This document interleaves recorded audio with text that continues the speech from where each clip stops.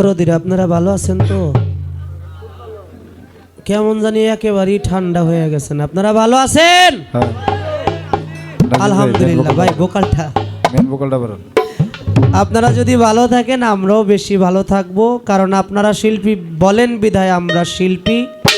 আপনারা যদি শিল্পী হিসেবে আমাদেরকে ভালোবাসা না দিতেন, কাছে একটু না আনতেন, আমাদের 2 পয়সারও কোনো মূল্য ছিল না। তাই শত সহস্র শ্রদ্ধা ভক্তি আপনাদের প্রতি। মোটামুটি আমার শিষ্য, এরকম শিষ্য যদি কোনো গুরুর থাকে, 1000 শিষ্যের দরকার নেই, এরকম একটা থাকলেই হয়। আমি কিছু কথা আজকে বলছি, দেখবেন বাচ্চা পোলাপাইন যারা, এদেরকে শিশু থাকতেই হাতে পায়ে মা তেল মাখে, মাখে না? কেন মাখে? হাত পাটা যেন শক্ত হয়, শক্তপোক্ত হয়, তাই না? তা আমি আজকে অনেক খুশি যে জহির পাগলা, যতটুকু জানি যে সে একজন ভালো শিল্পী, এটা বাংলার সবাই জানে, এতে কোনো সন্দেহ নাই। কিন্তু জহির পাগলা আলাপ আলোচনা কথাবার্তাগুলো খুব কম বলে। আজকে এই কারণেই আমি কথাগুলো রাখলাম, কথাগুলোর যথারীত সুন্দর ব্যাখ্যা এবং কথার পাশে কথা রাখার জন্য আমি হৃদয় থেকে তাকে দোয়া করি। কারণ জহির পাগলার আজকের উপস্থাপনার মতো এইরকম উপস্থাপনা আমি কখনোই পাইনি, আজকেই প্রথম। এর জন্য ধন্যবাদ এবং দোয়া রাখি তার প্রতি। তবে আমারে একটু একটু, বেশি না, একটু একটু দোষী করছে আর কি। প্রথম দোষী হলে আমি গান গাইছি 2.5 ঘন্টা। আসলে আপনারা যারা ঘড়ি দেখছেন তারা অবশ্যই খেয়াল করছেন আমি কখন উঠেছি, কখন বসেছি। হয়তো 1 ঘন্টার একটু বেশি হবে। কেন? এইটাও হইতো না, আমাদের মাঝখানে গান চলাকালীন পাগলমণি সাহেব চলে আসছিল, তাই না?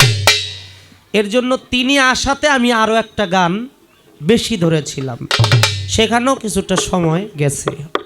তো যাই হোক, পিসের বিষয়গুলো নিয়ে বলতে গেলে অনেকটা সময়। আমি কিছু কথা বলেছিলাম, আমাকে বললে আপনি কি সাহাবীদেরকে অস্বীকার করলেন, তাদেরকে অমান্য করলেন, তাদেরকে ছোট করলেন? যারা রসুলকে একবার দেখেছে, যারা রসুলের সাহাবী ছিলে, তাদেরকে নিয়ে কোনো মন্তব্য করার ব্যবস্থা নাই। এখন বিষয়টা হচ্ছে, আপনারা যারা শুনলেন, ইউটিউবগুলো সাক্ষী আছে, এখান থেকে একটা কথাও কাটার কারো সাধ্য নাই, এগুলো রেকর্ড হয়ে গেছে। আমি বলেছিলাম ওই হাদিসগুলো অবশ্যই মানতে হবে। হাদিসকে আমি অমান্য করি না, বলছিলাম কি না? হাদিসকে আমি অমান্য করি না, ওই হাদিসগুলো মানতে হবে যেগুলো সহিহ হাদিস। এখন আপনার বুঝতে হবে হাদিস কি এবং কোরআনটা কি। কোরআন কে নাজিল করছে? হ্যাঁ, কোরআন আল্লাহ। আর হাদিসটা সংকলন হয়েছে, হাদিস লেখছে। হাদিস হলো সংকলিত, হাদিস লেখা হয়েছে। কোরআনটা আমার আল্লাহ পাঠাইছে, নিজে পাঠাইছে এই মানবের জন্য। এখন নবীরে দেখলে, নবীর সঙ্গ করলে সাহাবা হয়, এটাও কিন্তু ঠিক না। আবু জেহেল আমার নবীরে শত সহস্রবার দেখছে, আবু জেহেল ঈমান আনছে? হ্যাঁ।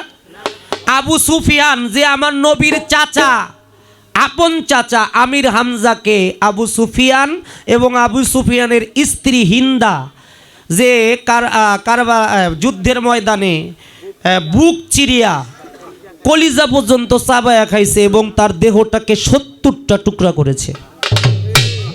বাবা, এখন আপনার কাছে যদি বলি, একটা হাদিস দেখাইতে পারবেন যে হাদিস আবু বকর সিদ্দিক নিজের হাতে লেখছে?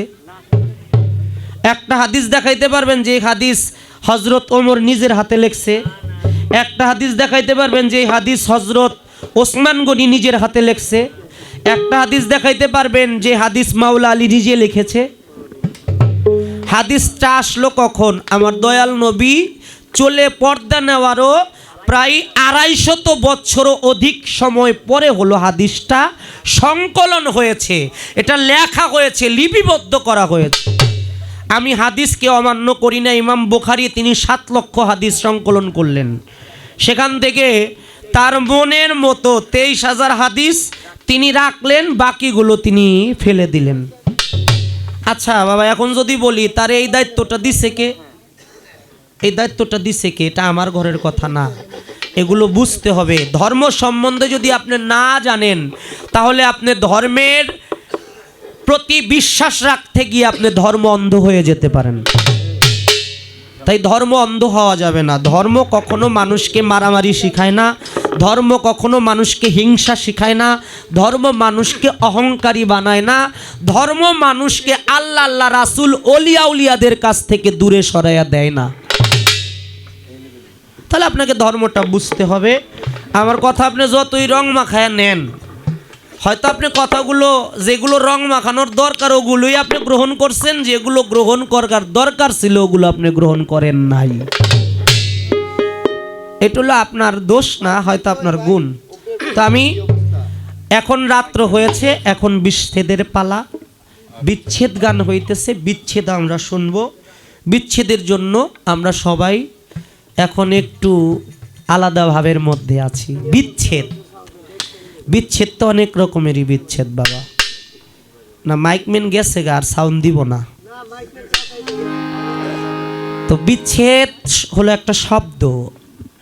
বিচ্ছেদ শব্দের অর্থ হলো বিরহ।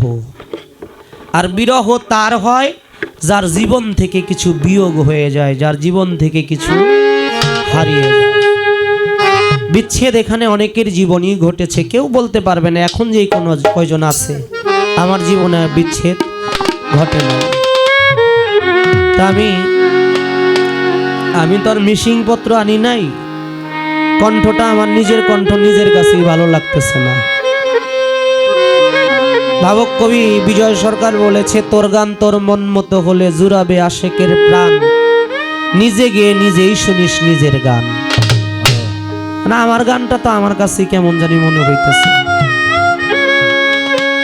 আপন মানুষরা যদি এরকম পরপর করে, আপন মানুষের আঘাতটা কলিজার ভিতরে যায় লাগে। যে সাউন্ড সিস্টেম পরিচালনা করতেছে তিনি আমার নাজিম, হ্যাঁ তিনি আমার পাগলমনির বাবাজির সুযোগ্য নাতি, এবং এই সাউন্ড সিস্টেম হলো আমার পাগল জাকির ভাইয়ের। তাহলে বিষয়টা হলো আপন মানুষগুলো আমার বেলায় যদি এমনটা হয়, এই দুঃখ রাখার আর জায়গা নাই। শুরু থেকে এই পর্যন্তই আমার বেলায় এমন, বুঝলাম না বিষয়। তাও ভালোবাসা শ্রদ্ধা। কারণ আমি যদি বলি আমি আপনাকে ভালোবাসি, ভাই আমি একজনকে বলছিলাম ভালোবাসার ব্যাখ্যা কি, ভালোবাসার সংজ্ঞা কি, ভালোবাসার ভাবার্থ কি। ভালোবাসা মানি ইচ্ছার বলিদান দেওয়া। কি বললাম? ভালোবাসা মানি ইচ্ছার বলিদান দেওয়া। আজকে হাজারো ইচ্ছা থাকলেও দয়াল বাবা আমার শ্রদ্ধেয় আব্দুল সাত্তার আল চিস্তির, তার যত রুহানি সন্তান আছে, বাড়ির লোকজন আছে, হাজার ইচ্ছা থাকলেও এই বাড়ি থেকে লড়ার কোনো ব্যবস্থা নাই। তার মানে কি? ভালোবাসে বিধায় শত ইচ্ছার বলিদান সে তারা দিয়ে দিচ্ছে। এখানেই ভালোবাসা শ্রেষ্ঠ, এখানেই সব কিছু। তা আমি একটা গান গাই, যারা প্রেমিক তাদের জন্য একটা গান গাই, তারপরে আমি ভাব বিচ্ছেদ একটি গান করব।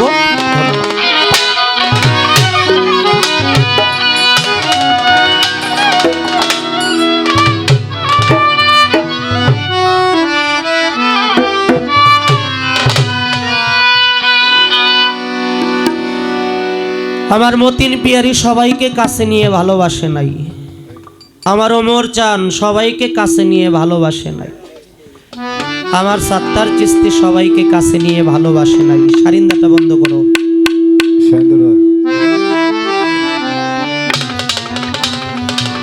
তাই গানের মধ্যে বলছে, ভবে প্রেমিক যারা জিন্দা মরা, প্রেমের নেশায় ঘোরে, মনের মানুষ পাইলে তারে আলিপ রূপে গড়ে, মনের মানুষ পাইলে তারে আলিপ রূপে গড়ে। হবে প্রেমিক যারা আশায় ঘুরে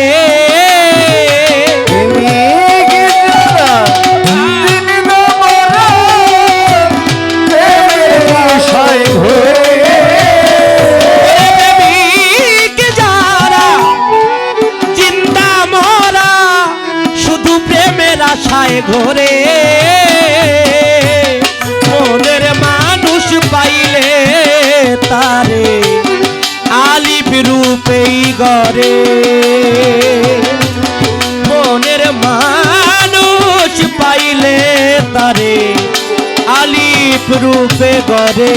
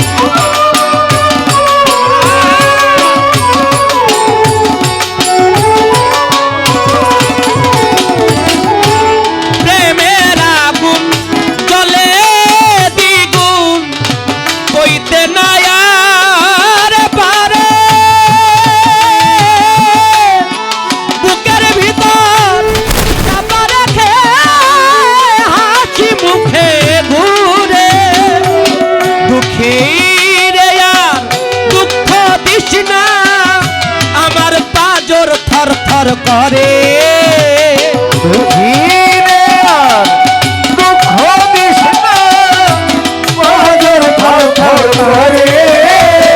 পাগলা দুঃখী রে আর দুঃখ তৃষ্ণা এ পাজর থর থর করে মনের মানুষ পাইলে তারে আলিপ রূপেই গড়ে অমর পাগলা মনের মানুষ পাইলে মোস্তফারে আলিপ রূপেই গড়ে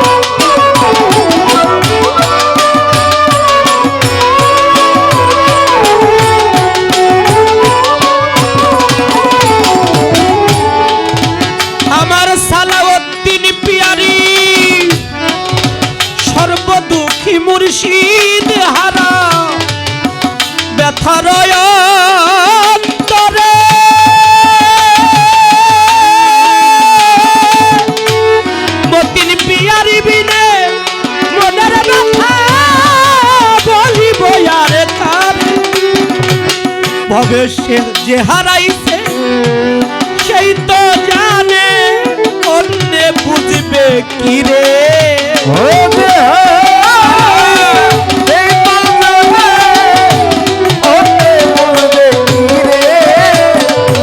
তবে যে হারাইছে সেই তো জানে, অন্যে জানবে কি রে।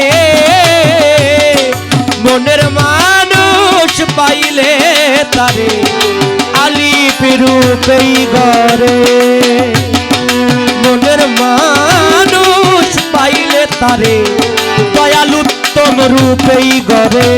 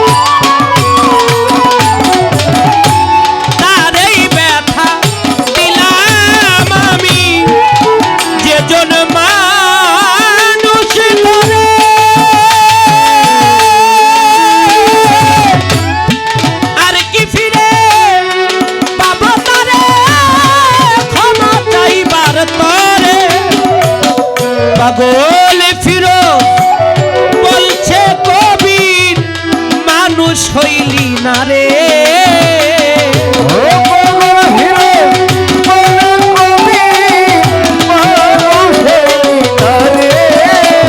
দয়াল পাগল ফিরোজ, পাগল ফিরোজ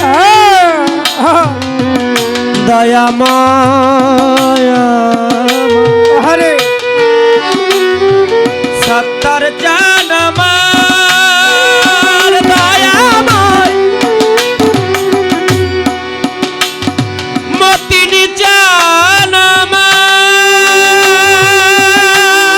শাহেন শাহ দয়াল আমার। ওরে পাগল ফিরোজ বলে কবি, মানুষ হইলি না রে। পাগল ফিরোজ বলে কবি, মানুষ হইলি না রে। ওরে পাগল ফিরোজ বলে কবি, মানুষ হইলি না রে। মনের মানুষ পাইলে তারে আলিপ রূপেই গড়ে, মনের মানুষ পাইলে তারে আলিপ রূপেই গড়ে,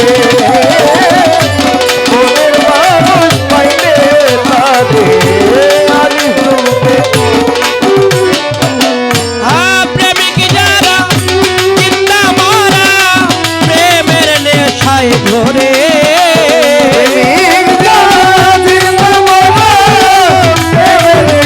Oh